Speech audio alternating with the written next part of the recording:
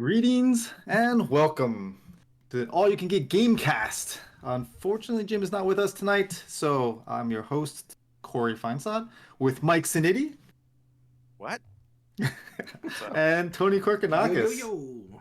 Hey, yeah, we're here for the Gamecast. We just finished wrapping up the movie cast. Check that out. Remember to subscribe and follow And and to get notified when we go live. Every Tuesday, start at 8 usually. So Gamecast, guys. Tony, what have you been playing? Like I had mentioned last week, the demo for that Famicom detective game came out. The MEO, the Smiley Man. Yep. So because your progress transfers to the full game, I just downloaded That's the demo. awesome. Yeah, I love that. I love that. And it's pretty meaty. Just the first, there's a prologue chapter and there's chapter 1. I think chapter 2 on the demo is coming out this week. But so I played through the prologue and intro chapter with a friend because we're like both kind of into those adventure type games where it's like Is it cooperative? not cooperative, but I mean you're just kind of like you're just like just talking doing to it each other. together. Yeah, you're Gotcha. just doing it together and like talk about the plot and stuff. Yeah, I wasn't like sure if that. they had a multi. I was like, wait, is there a multiplayer in there? No, but it's, there's no like real like gameplay. It's kind of like you just Right. select options and stuff like that. So it's kind of fun to just like it's just another medium for storytelling and stuff like that. Mm-hmm. So I think we got about 2 hours out of it. Oh wow, So probably, from the demo? yeah, so That's like cool. an hour each chapter, it seems like, give or take, and it's pretty well done. The general look of it is kind of like anime-esque, right?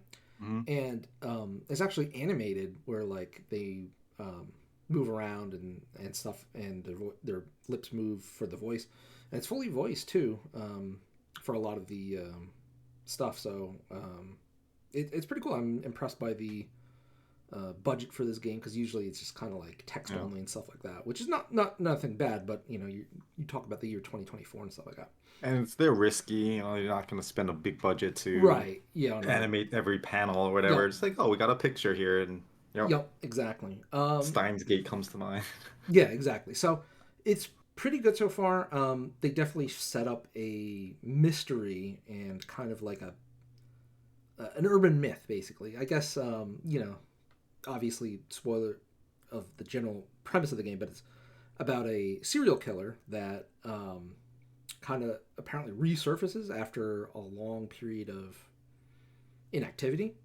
Mm. So now it's all about people trying to be like, oh, is this the original or is this a copycat? And why after so long? And this, that, and the other thing. So the game, you're just kind of like, you are part of a detective agency and you're going around talking to the police, talking to like friends and family members of the victim and stuff like that. And so far, because it's pretty early in the story and stuff like that, you're just kind of like gathering those pieces and stuff like that. But it's interesting because like kind of like every chapter, you're figuring out like, oh, that's an important piece of information that we didn't have. And it's already leading to like some theories that are like, oh, is this a red herring or like is this legitimate and stuff like that. So Cool. And that's coming out this week. Friday, right? Yeah, this Friday. So yeah, I'll probably continue along with that just because that's it's pretty. MEO. Yeah, MEO the Smiling Man. So kind of like again the whole reason they call him that is after he kills his victims, he places a paper bag over their heads that has like a doodle of a Smiley man. face. Yeah, smiling face on it. Which kind of fucks up when you think about it. It's like, what the fuck? Like, all right, well, there's a story for that. I'm sure we'll get to that. But yeah, it's pretty good. And then the other game I played over the weekend was an indie game I got a while ago. I don't think I mentioned on the podcast, but it's called Mech's Termination Force. And it's a super indie game. If you guys remember me talking maybe like a decade ago about Gunman Clive on the 3DS. It was one of the first indie eShop titles. Yeah. And it was by one European dude, and it had pretty solid controls, shooter mechanics, so like kind of like a Contra if you think about it. This one's a more advanced version of that, where it's kind of like a combination of like Contra, but like what's the appropriate like not Guardian Heroes. What was the other one on Genesis? Gunstar Heroes. Gunstar Heroes, yes. Yeah. So think of like a hybrid of like Contra and Gunstar Heroes, where it's like you're just fighting bosses and like they're all mechs and giant mechs and stuff like that. So you have different weapons, but it also mixes in platforming. So like generally the thing is you have to hit the cores with your melee weapon to like start destroying the robot, but then the mech will transform into another form, and then you have to like use some platforming, jumping, climbing elements to like get to new segments and stuff like that. It was pretty tough. We spent like an hour on this one boss. Like it was just kind of like. Which one? I guess my boys and I played this when it Oh, came you did. out. Yeah, It's one of the last. It's ones. a lot of fun. Yeah, it is. I'm surprised you played it, but yeah, it was like super cheap. I got it for like $2 like, or something like that. I was gonna say I think I spent like 7 on it. Oh yeah, so. maybe 5, something like that. But it was a while ago. Yeah. It was towards the end. There was a snake ball or like a boss. Yeah. The snake. Is it and he like goes up and you have to jump on the different platforms? Yeah, and there's like lava on the bottom, so if you fall, Yeah. like usually in the levels, like there's no fall damage or anything like that. But like this, it's like if you fall, you land in lava, so you're obviously taking some damage, and it's like pretty frustrating if you like miss or you fall off. You're like, shit, I have to do this over again, stuff like that. So we beat that, and that was pretty satisfying. That's awesome.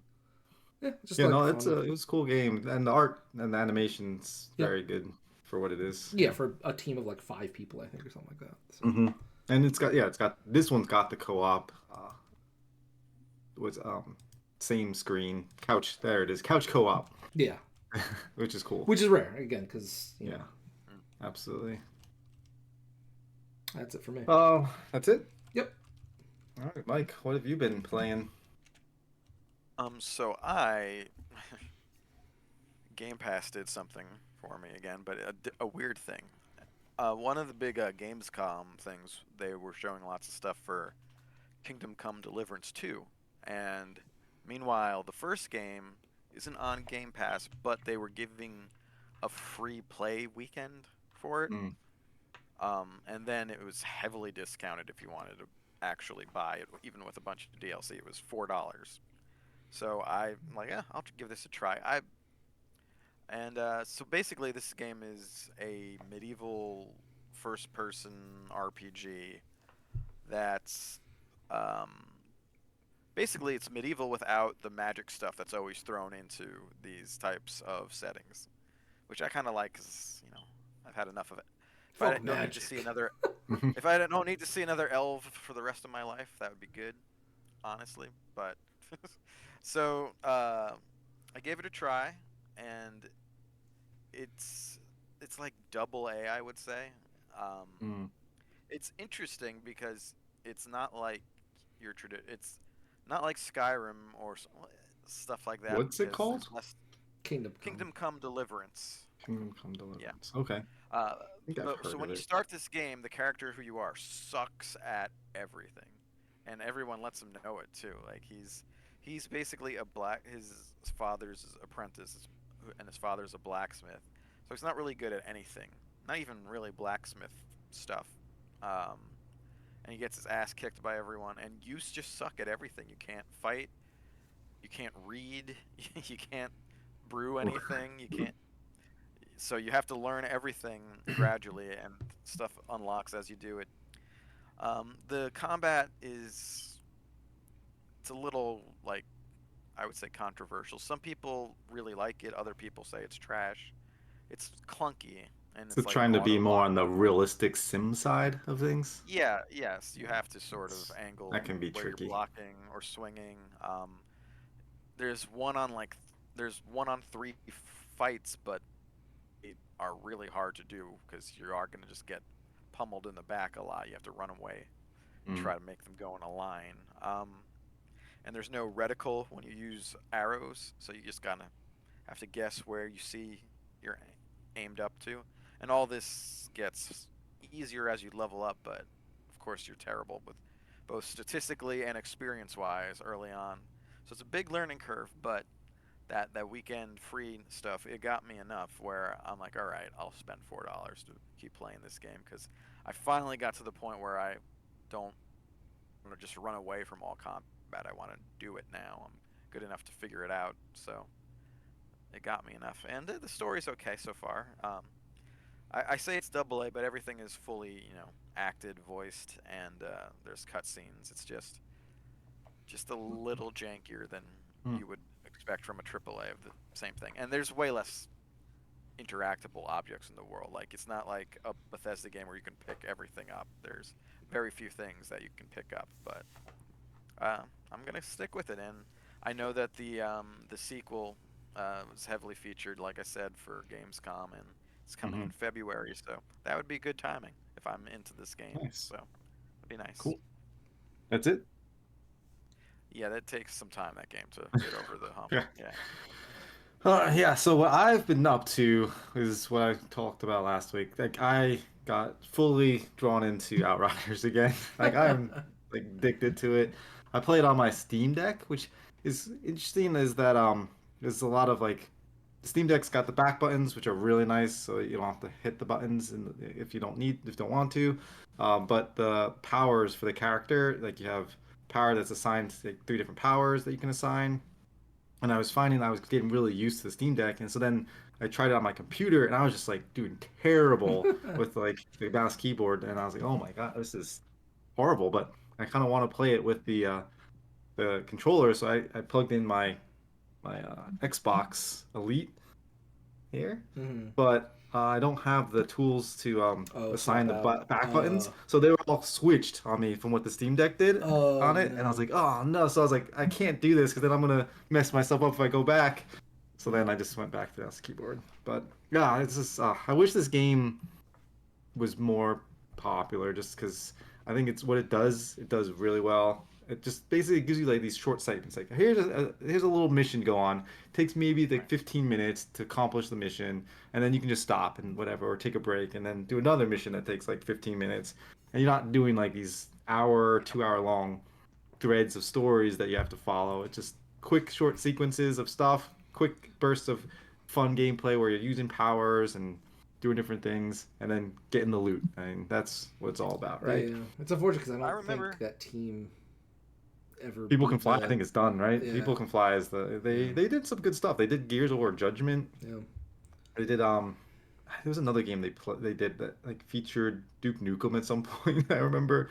I don't remember what game was called, but it was an interesting idea, and I think they make good third-person shooters. Just unfortunately, this game's not going to be going anywhere. I wish they would make more of it, but I doesn't seem like I it. do I do remember playing it a bit, even with you sometimes back in the Hmm. day. It's one of the Game Pass games for me, but um, does it look a lot different now? Like, is there stuff they've changed since then? No, not too much. I mean, it's the same game essentially. Yeah, I don't Just think they got they to update the it too much. yeah, it Yeah. just They needed didn't do money. well, Yeah. and so teams kind of got disbanded. They didn't really put much effort. They put out a expansion. Like I said, I want to play that. I haven't gotten to it yet, but like I said, I think this game's done after this. So, but so then I was like looking at what the next looter shooter type of game I can go for, and Risk of Rain 2, Mike, you've talked about that one. They just dropped a new Yes, DLC. they did, and that breaks the game apparently. They need to fix that. Oh no. I was thinking of getting that because that seems like it's good Steam Deck material, so might Oh, be getting into definitely. that next. But yeah, so that's Cool. what I've been doing.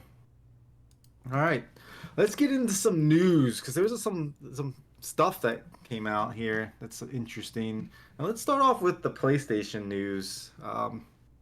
So PlayStation 5 is getting a sharp price increase. Like you heard that correctly, an increase in Japan. So what does that mean? Like why do we think this is happening? So, just a note to begin with, this is the second price increase for the PlayStation 5 in Japan. Hmm. But it mostly comes down to just the fact that the yen is so weak against pretty much everything, The but dollar. primarily the US dollar. So like the rule of thumb since I was a teenager and I went to Japan, it was like 100 yen was about $1. So anything price wise, you could just move the decimal Right. point over two, and like that's the equivalent. Now I think it fluctuated between like 140 to 180 yen for $1, which is like Hmm. ridiculous. Like that's absurd. So you had a lot of people from foreign countries and a lot of people from China buying up these Japanese PlayStation 5s and just shipping them over or bringing them back Yeah. to wherever they came from because it's so fucking cheap. So Sony doesn't like it, right? Because like now it's like, okay, they'd have to buy a game, from their home market and stuff like that. But also it's just kind of like the Japanese people themselves, like you're kind of depriving them of consoles and stuff, especially when there was that shortage going on. Now it's not so much relevant, right? These days. but they're just losing more money. And like, why would you continue to ship consoles to Japan if it's like, hey, we either barely break even or you lose money on PlayStation 5s that are sold at this price point. Like, why would you even Right. send copy, right? And all the scalpers are making all the money And now. scalpers are making the money and stuff like that. So, from a business perspective, it does kind of suck because it's like, well, Sony, just take one on the chin, right? Or something like that. But, Hmm. like, at the same point, it is a business, right? You have to Yeah. do And it. we saw what happened with not just with PlayStation, but the markets, like stock market and everything. Yeah. That there was like a whole thing like in the news a few weeks ago about this because people would borrow money, and then they would use that borrowed money to buy stocks, and then Japan's like, uh-oh, this is not good because we don't have our yen is just not holding up. Yeah. So And I wanted to fact check myself, but so it's increasing in Japan by 20%. uh, So, I mean, that's not insignificant. That's Yeah, pretty no. big. So it's going from the PS5 digital is going from 59,980 yen to 72,980. So let's just call it 60 and 73.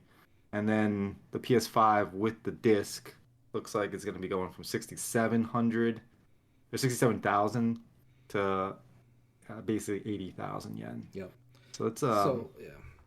that is quite significant. It's very rough. And immediately following this news, because I think it's only like a day or two old, apparently there's been a big rush.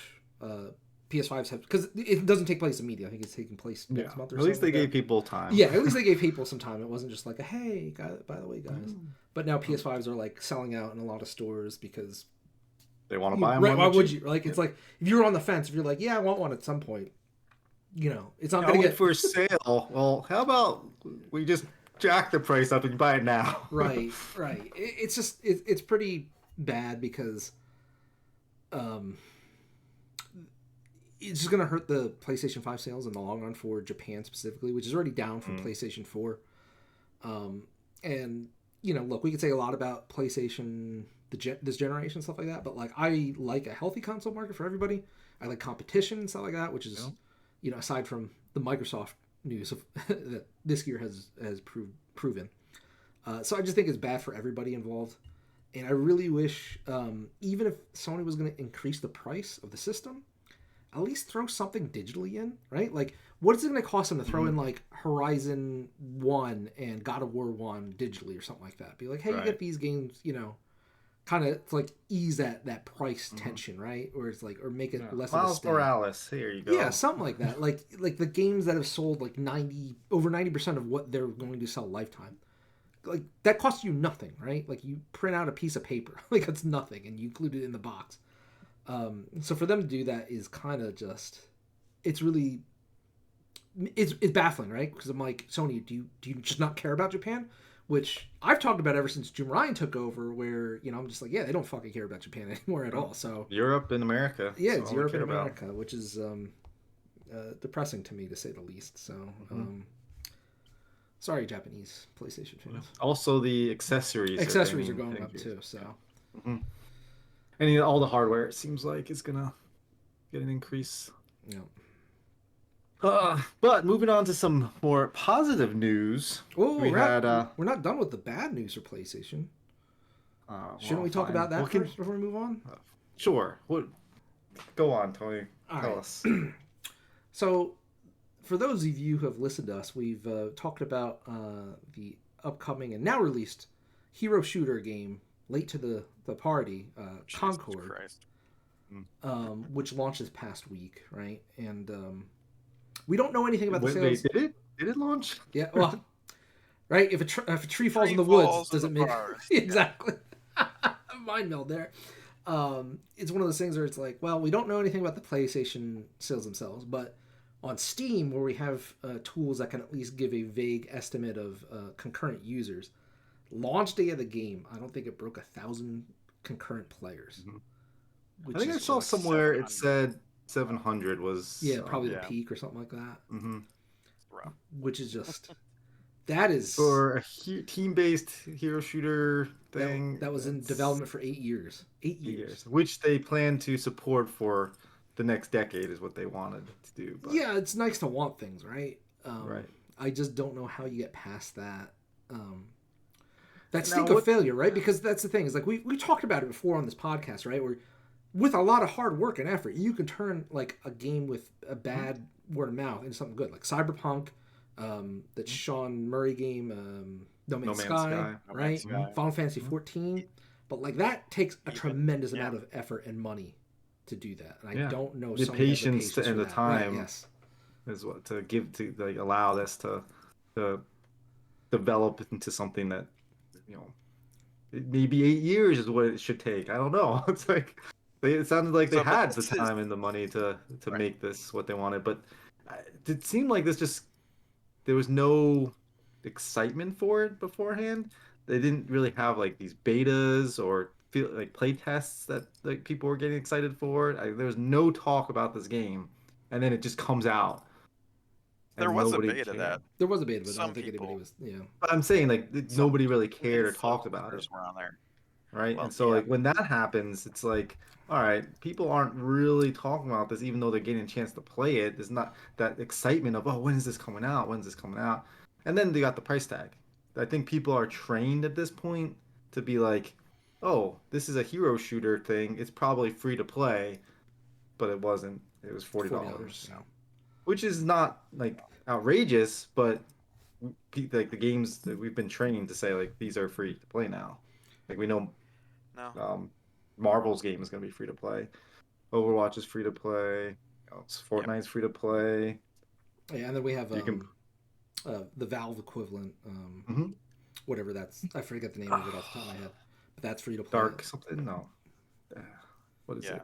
Stark, some, yeah, Yeah, it's in the I don't news, know. right? Yeah, but Hmm.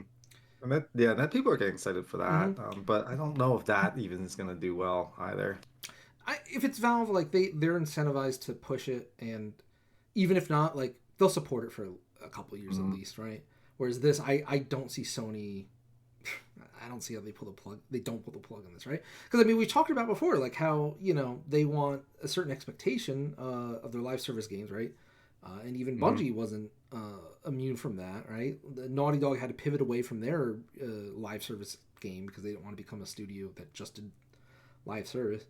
And if you're not getting the player base to have that income, that what do you do, right? And it's just a hard ask. It's just a hard ask. And like Yeah. I started looking into it a bit more. I was like, why is this so bad, right? Because this is on the level of like that. Oh God, what was that stupid game that Cliff Basinski did? The Lawbreakers. Lawbreakers. Yeah, but That was one of them. I was thinking Yep. of the other one, the Battle One of them. Royale. Oh, the other one. Yeah, the I don't 80s remember one. what that one, the But other one was called. like this is a failure on that level, right? Where it's like you were talking about a sub 1,000 concurrent user base on Steam, which like I'm not gonna say it's. It's Go ahead. well, it's so low it actually affects game because people Yeah, you're are not having finding a lot. trouble Yeah. matchmaking. Yep. Right. The experience is poor because now you're waiting for, and then by the time you get into a game, it's only really people who are super dedicated to the Mm-hmm. game, and it's usually going to be sweaty people that are like way better than you Right. too. So Right. your Exactly. You experience don't. is going to be worse. Yeah. So who's gonna want to pay $40 and be like, oh, I'm just getting stomped every match because Yeah. it's just the hardcore players playing at this point. I'll just refund it because I'm within that 2 hour window on Steam. So yeah. Yeah. And I started looking into it a bit more because I was like, how is it this bad, right? Because I only remember seeing like a trailer at like whatever PlayStation Showcase or whatever like that, and I was looking at the character designs. I'm just like There it is. I don't want to be offensive to the artists because I'm sure they put a lot of effort into it, but like those characters do not look attract. And I'm not even talking about like hot attractive, like sexual attractiveness, right? Where you talk about like Overwatch characters being in porn and stuff like that. I'm just talking about like, hey, I don't mind looking at this character. Like they're cool or they're like Right. friendly or I mean, they're like awesome. the artwork's really You nice. have Like, yeah. you have to want to spend currency to buy Yeah. different outfits for these characters, Yeah. and you don't in this Yeah, game. they just look so bland and boring. I'm just like, man, I'm really sorry. And they have so many characters. I'm just like, how did you not how did you not nail even one, right? Because like, if you had somebody that was on the level of like Tracer or like Farah, Mercy, like I could be like, all right, well, somebody's probably gonna attach to that character, Yes. right?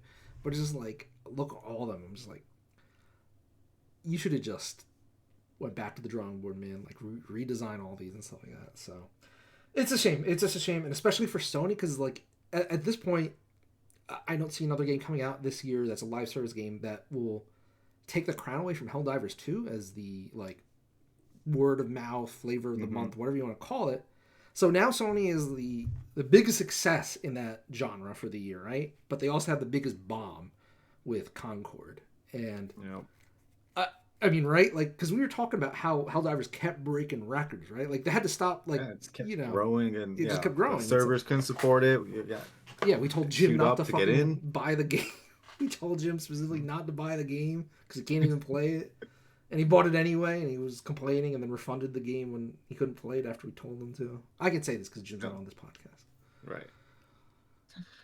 Yeah, no, so the hits keep coming for Sony there, so unfortunately, but hopefully we'll hear some good news from them sooner or later. Supposedly we are getting a showcase in September, so yeah, no, and that could be exciting. Could get some more information on games we already know about. And maybe get so here's the thing. Going back to the previous news too, supposedly at Gamescom, the PlayStation 5 Pro was like, everybody talked about it, right? It was like the secret everybody knew. It's right? gonna come. Yeah, it's coming this year, but like just off the news of that Japan price increase, how much are they gonna fucking price this at, man? Because PlayStation 5 is still PlayStation 5 is still $500 if you want the disc-based version. Is it just gonna be $600? Are we going back to the PS3 $599 US dollars? I mean, it's got to be $100 more. Has to be, right? Imagine. Yeah. And I can't imagine they're doing a price reduction either, because if they could afford that price reduction, they just wouldn't have increased the. They just probably would not have dropped the price in Japan. Just been like, hey, everybody else is going to get a price drop. You're not, though. And it's kind of like, you just deal with it.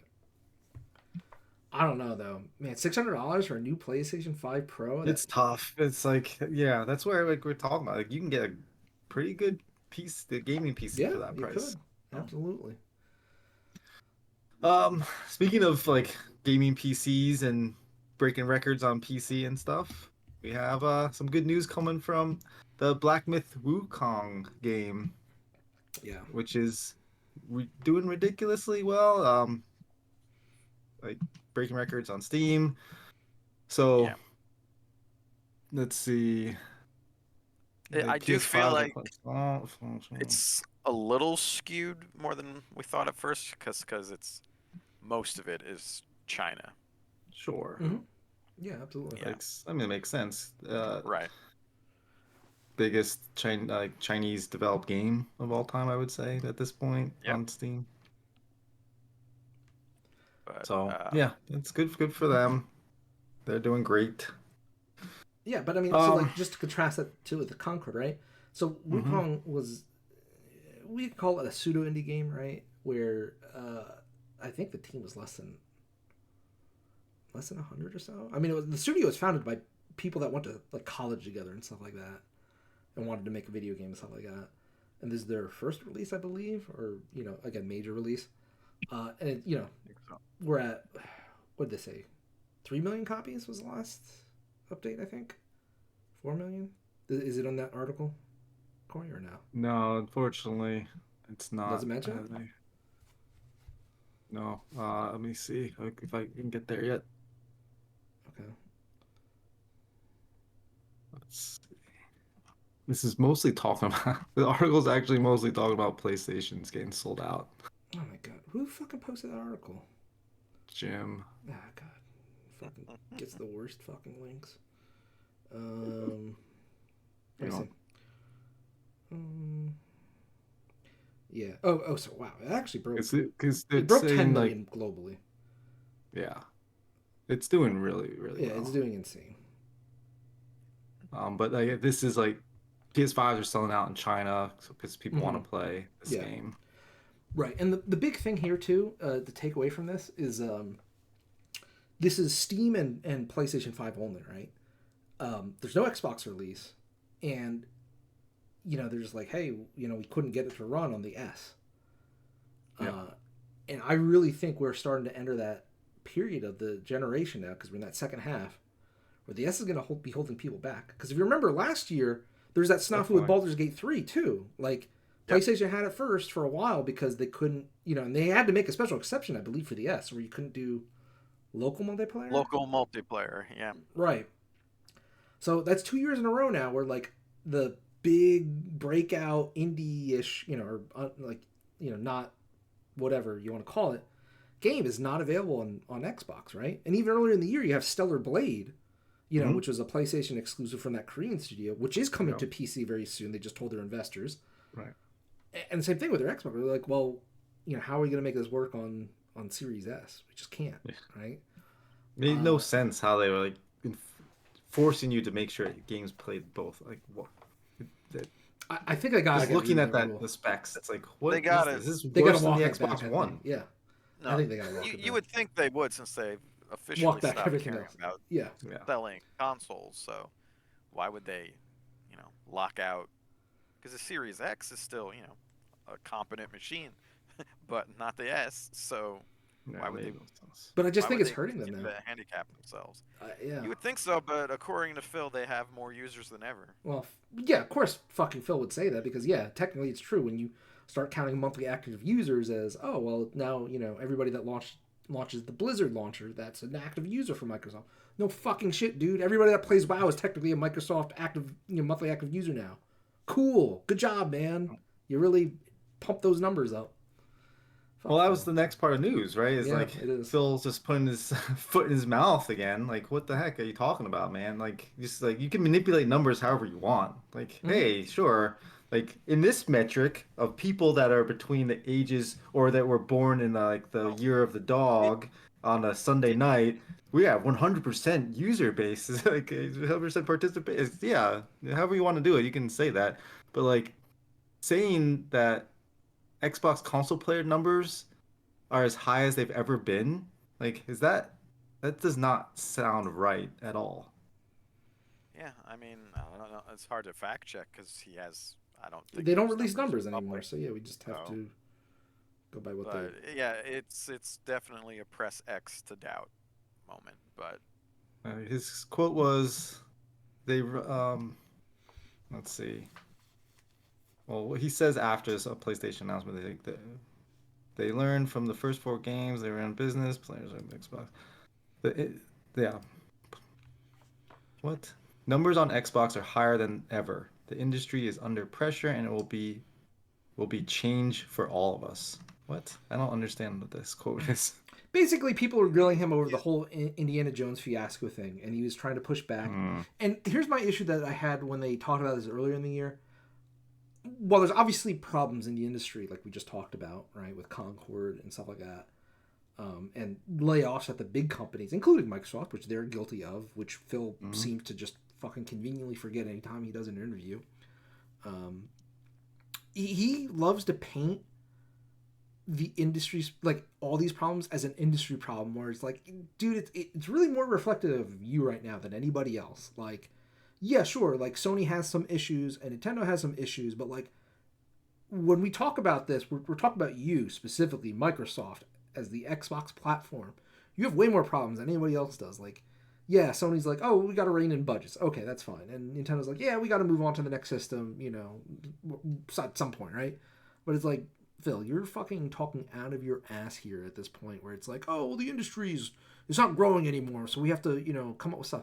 Whereas, like, dude, like, how are you talking about growing when you're not even getting the fucking games that are growing, right? Like, Power is probably the exception with early this year, but like, you were big like, oh, I don't see there's a reason for Helldivers not to be on Xbox. It's like, was there a reason for Sea of Thieves to not be on PlayStation for 6 years or something like Phil? Like, what was you were in charge, right? You could have done that at any point, right? But you didn't because it made sense as inclusive to you. So, I just hate this. Like, I get it. He's a fucking public figurehead at this point, which, whatever. He is what he is. But like, I just hate how he paints Microsoft problems as like an industry large like thing. Like, guys, the industry is down. Nobody's selling things anymore. It's like, well, that's clearly not true. Like, we've just sounds proven like a it. threat too. Yeah, It's like things will have to change. She's like doing some supervillain bullshit. It's like things are going to change. It's like, really? You expect more PlayStation games to come to Microsoft? Like, question Well, mark? expect more Microsoft games to come to everything. So Yeah. that's what's happening. Anyways, Fuck let's get Phil. to some good news, Yeah, Tony. we We have the had good news. a Nintendo Direct Indie World showcase. We had an I guess Indie it's gonna World today, plus a partner showcase direct, which is mostly they gotcha. just leave it up to their third parties So I anymore. have not actually seen much of this today, so I'm curious But what one you thing, thought about it. I mean, it was good. The indie game, like the hard thing about indie games is just there's so many of them, and they can look good, all they want, but like at the end of the day, it comes down to how they play and how it feels, right?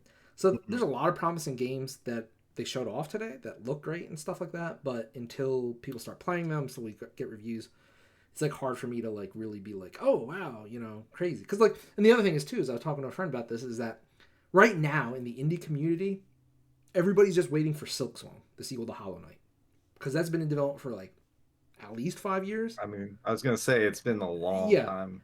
So every time there's an indie direct, every time there's an Xbox showcase or anything or direct or whatever like that, everybody's just wanting to see Silksong for the next time because we haven't seen it in years either.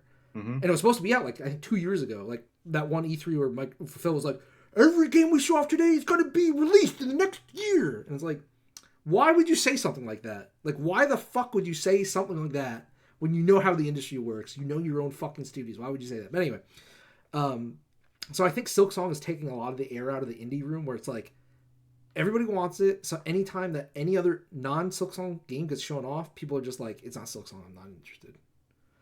Which, right or wrong, fair or unfair, like that's just I think the reality of it at this point, where it's just like Mm. everybody's waiting. But not to say there wasn't good stuff. I think there was like a crossover between Balatro and Among Us, or Yeah, and also like it was like Bellagio did like a 4 game yeah, thing, Vampire I think. Survivors is another one, Vampire and Side Witcher which was in yeah, there. it's interesting. But hey, good for them. Good for indie developers. Hmm. They can cross And over it's all day free. I long. think it's a Yeah, free it's all free. update Yeah, too. free updates. Because it's kind of like, hey, it just helps. You scratch my back, I'll scratch yours, kind of thing. It's like Right. it doesn't cost us anything. We just lend each Dave the other. Diver was the Yeah, Dave the other Diver, one. that one, which is cool. But for the partner direct, I thought was really cool. Mainly because there's a lot of retro game compilations coming out, which is so like we'll start with Capcom for instance. Hot off the heels, and they haven't even released Marvel vs. Capcom collection yet. They have the Capcom Fighting Game Collection 2 coming out, which I Hmm. think is like 8 games from their like 2000 eras, which is like Street Fighter Alpha 3 Upper, um, Power Stone 1 and 2, Project Justice, Capcom versus SNK, Capcom versus SNK 2. Um, and there's like a sword game, I forget what, Plasma Sword or something like that, which is crazy because a lot of these games are just super obscure and like I never thought we'd be getting them in any capacity again. So for all of them being in one compilation for, I think they release them typically at $40, like that's incredible. So like Corey, I remember when we went to something together, I was talking about one of my rarest Dreamcast games, Project Justice, which I Hmm. think did like complete edition is like 150 ish or something like that. And like nowadays, now people are gonna be able to buy that as part of this collection, which is great because I'm all Yeah, about it's awesome. accessibility and making your legacy accessible for other people. So that was really cool. Konami, more along the lines of not releasing too many new games, released Shadow dropped a Castlevania DS collection today, which all those games are fantastic. So anybody's been interested in those, I would highly recommend that. And there was something else they remade. Namco's doing a remake of one of the Tales of games, which whatever. I haven't played that particular one, and those are like very hit or miss. Where it's like, yeah, it kind of like it's like every other one is good and the other is bad and stuff like, or like not as well received. And then there's another RPG series called Trails in the Sky or something like that.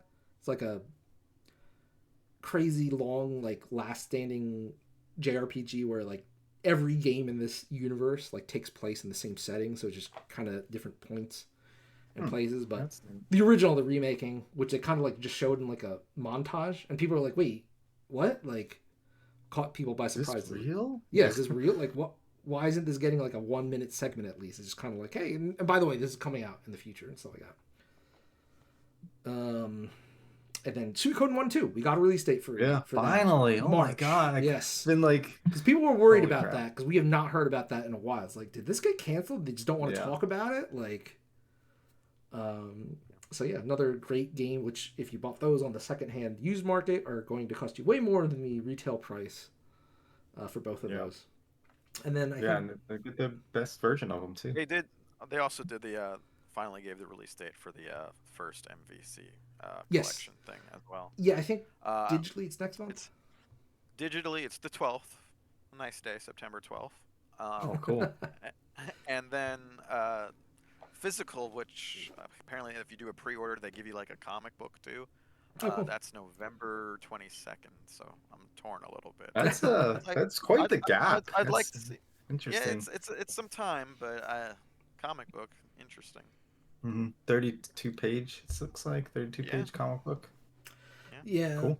I'm conflicted because it's one of the things where like these compilation games, I really like having digitally, so I don't have to Hmm. cart swap. But at the Yeah, same time, I also don't want to risk. I don't want to run the risk of like, hey, this is getting only it. going to right. Well, especially with the license game, because like at some point they could be like, hey, the Marvel license ran out, we can't sell this anymore, and it'd be not a problem because if I purchased it, I should have access to that library. At least that Right. hasn't happened on any platform. But just having the cart, I would feel much safer that like, hey, Right. like like Capcom's not going to kick my door down and be like, give that copy back. Like the license ran out, right? Hmm. Um, so yeah, I'll probably get it physically though, just to have it, and because it has sick box That art and everything. reminds me, there's rumors there. This might be nothing, so take this with a huge grain of salt. But have heard rumors that they might try to relicense the old MVC game, not MVC, fuck, the Marvel Ultimate Alliance games, and maybe Yes, even the Deadpool game. yeah, There's rumors, yeah, so which would be great that That'd would be because be great. awesome. Yeah. yeah, because Marvel's in a different place now, right? And Capcom's also in a different place too. Capcom's Let's in a see. different place, so Yeah. I'd love to Yeah. see it. And again, like Mhm. just seeing these old games coming back to availability is just is really just fantastic, and I cannot um, Hmm. emphasize that enough because again, these are just great games. They're proven. I would say a good amount of them are timeless too, right? Like you still have people running MVC2 Yep. tournaments, right? Hmm. It still gets Yeah. people hyped Yeah. up, Yeah. and just not being available on a modern platform without resorting to like emulation is just kind of like a shitty thing. So Yeah. Especially with those types of games, it's all about the input, yep, like fluidity and stuff. yep, Yep. exactly. And just the ease of use. Like I mean, just imagine like, hey, you like I'll just come over with my Switch or something, and just dock it, and we can Hmm. play Marvel vs. Capcom or whatever like that. So overall, good news. I don't think anything else major except for the closing title, which was interesting. But they closed on a port of Yakuza Kiwami coming to Interesting. Nintendo Switch. Despite what they said about 2 years ago, they're like, we don't think it really fits the Switch demographic. It's like, they have mature games. It's funny because there, of the two, there's like maybe basically two guys who were like shepherding the Yakuza franchise, and one of them left Yeah, he was the in like creator. Hmm. the last year. Yeah, Yeah. So now the guy who's remaining might, because they always used to have the whole. You can tell playing the games too. Like one of like in I think Yakuza 6, I think the villain looks suspiciously like Iwata. They have very very sort of old school versus Nintendo mindset in a lot of things. They have their whole, Pokemon ripoff in a few things as well. Animal Crossing one. Yeah. Yep. So, but that might have been the old guy. So maybe that's why it's different this time. Well, it's just weird because like the thing is they had a good relationship with Nintendo. So like the team that is the Yakuza team nowadays, they started out as I think it's called their studio was named Amusement Vision. So they did Super Monkey Ball originally, and then after Super Monkey Ball, they got the license to do F Zero, the AX and GX in the arcade and GameCube thing. So they had a really good relationship, and then for whatever reason, when Yakuza took off on the PlayStation, they seemed to like change or whatever like that. So and it's really interesting. Oh god, what was it? It wasn't Yuji Naka. Who was it? That did Yakuza that left. No, I no. don't know. I'm looking it up. I know the guy who's still there is Okinawa, I think. Yeah, yeah, yeah. Shinobu Tsukasa is the new guy. But yeah, if you look at the old guy who left, and I'll put it on Discord because I can't find it online real quick. But if you look at interviews he does when he was like Super Monkey Ball and like F-Zero to like where he was after a couple of Yakuza games, it's like night and day difference. It's like you're really like fitting into this role. I get it, like it's part of the marketing at this point, right? But it's like super funny to watch. You're like, you're the same person? Like, okay, sure, and stuff like that. Anyway, it's cool that they're doing Kiwami, I guess. And I mean, it's cool that it's coming to Nintendo Switch because Yakuza has gained popularity over the past decade, you know, with each release, whether it's the Game Pass, Like a Dragon, you know, new starting point, stuff like that. And it was just notoriously absent from Switch for whatever reason, stuff like that. But I just thought it was weird to not start off with 0 because that's like usually the recommended starting point for new players and stuff like that. Plus, I think it's more well received and critically acclaimed. It's better. Yeah. The thing is, Kiwami is Kiwami 1, you would even call it. It's based on the original first game. Yeah. It's a remake of the first game. So this is how, if you were somehow a fan of this franchise back in 2005 or 6 when it was new, that's how they unfolded the story. It starts with Kiwami. Well, not Kiwami, it was just 1 back then. So you would have Kiwami 1 and 2, and 0 came out, I think 2015, 2016, and so that was a prequel. Now it's the best, I think, in the series, and a lot of people think it is. And also, it chronologically within the universe, it's first. It takes place in the late 80s.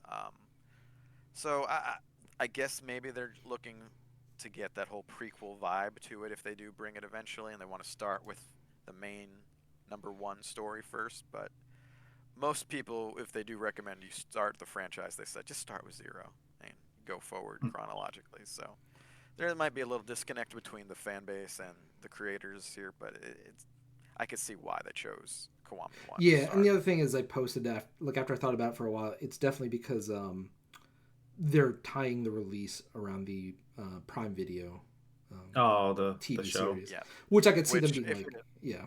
If it draws from anything, it will be that first game. Yeah, so it kind of makes sense. The good thing is they are budgeting it appropriately because, like, I mean, again, this is an old ass game. You could pick up usually the collection, pretty cheaply. But I think the retail or the digital release is going to be $20, which is, I think, acceptable, right? Like that, because that's the thing. I was like, dude, if you're charging $40 or $50 for a port of one game, and you can get the entire collection for that much on the other systems, like, you're just kind of shooting yourselves in the foot here, right? Yeah. Is it actually running on the system, or is it doing the cloud thing? No, it's running on the system. All right, cool. Yeah. I think Kiwami started as a PS3 game.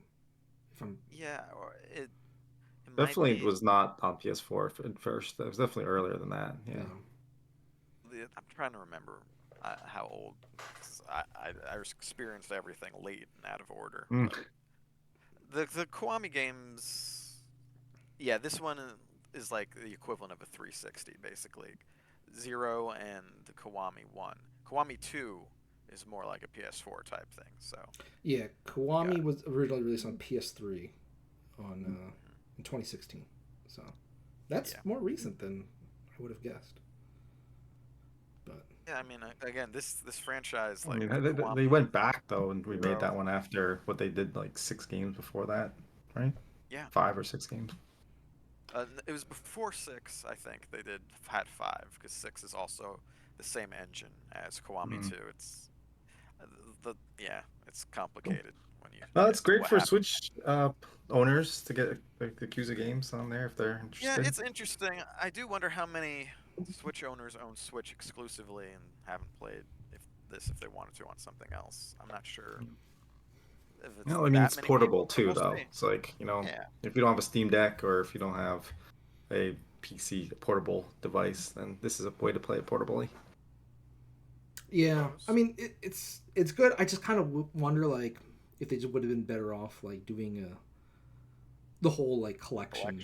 Right? Yeah. Like waiting for Switch 2 and doing the collection as a $60 premium release or something like that. Because, like, if you're charging $20 each time, like, even though that's, affordable or budget, like, that adds up after the course of 7 games, right? You're spending $140 on Mm-hmm. a collection, which again I think you can get on PS4 or Xbox for like 30-40 bucks or Yeah, something like that. it's also interesting because if you go by Kiwami, then you're going to have to play older games when you get to 3, 4, and 5 because they have not Kiwami'd those because Yeah, they're like I guess they're in the PS3 generation anyway, so they yeah. didn't feel They like didn't it feel the was need to. Yeah. necessary. Although the third one, people are wondering if there will be a Kiwami 3 at some point soon. I think Apparently, so. they're gonna announce something at the Tokyo Game Show anyway Yeah. for the next RGG game, so it could be that. Who knows? I'm still holding out hope for another Judgment game though, so we'll Yeah. see. Well, that's cool though. It's definitely a surprise, I think, for people that were Yeah, tuning into this Nintendo event. Hmm. So cool. No, I mean some cool stuff though coming, and like again, like indies can be hit or miss here and there, but it's nice to see Yeah. like a showcase on all the indie stuff that's coming. And Yeah. like, I know like Metal Slug Tactics was one that I was pretty Yes, excited that looks for, really good. Yeah. actually. Real quick back to because the funny thing is I saw online a lot of discourse today was people were saying finally Kiryu can be in Smash Brothers. So There you well, go. again, see. I don't know which creator it was, but they said one of the reasons why he doesn't guest star in fighting games is they don't want Kiryu hitting female characters. Yeah, I And could see I don't that know. too. Yeah. I don't know if that was the previous guy or the one who's still there, but I don't know if Hmm. that's changed or not. Yeah. Hmm.